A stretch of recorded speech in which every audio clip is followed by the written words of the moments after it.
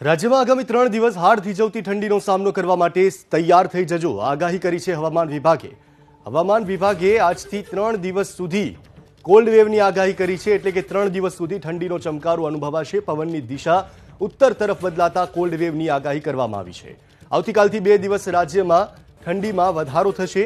ગાંધીનગર, અમદાવાદ, સુરેન્દ્રનગર અને જૂનાગઢમાં કોલ્ડ વેવની આગાહી કરવામાં આવી છે. વડોદરા, સાબરકાંઠા, બનાસકાંઠા, રાજકોટ અને સુરતમાં પણ ઠંડીનો ચમકારો અનુભવાશે. ત્યાં પણ કોલ્ડ વેવની આગાહી કરવામાં આવી છે. 3 દિવસ સુધી રાજ્યના અલગ અલગ જિલ્લાઓની અંદર કોલ્ડ વેવની આગાહી છે. પવનની દિશા ઉત્તર દિશા તરફ હોવાથી અને ઉત્તર ભારતમાં થયેલી હિમવર્ષાના કારણે ઠંડીમાં વધારો થવાનું અનુમાન છે. તેમાં કચ્છના નલિયામાં તો સિવિયર કોલ્ડ વેવની આગાહી કરાઈ છે.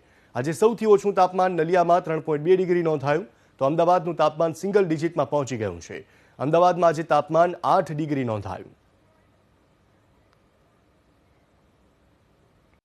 एंड कोल्ड वेव वार्निंग है, severe cold wave warning Kutch district में नालिया के लिए है फॉर अगले 2 to 3 डेज.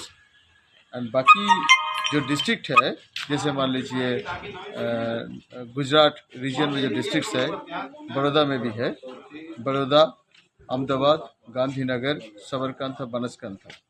सौराष्ट्र में सुरेंद्रनगर, भावनगर, जूनागढ़, राजकोट, ये सब डिस्ट्रिक्ट में भी आपको कोल्ड वेव है, not severe, only cold wave. And ये चीज़ आपको अगले 2-3 दिन देखने को मिलेगा. 30 तारीख तक, 31st से ग्रेजुअली मिनिमम टेम्परेचर में राइज होना चालू होगा.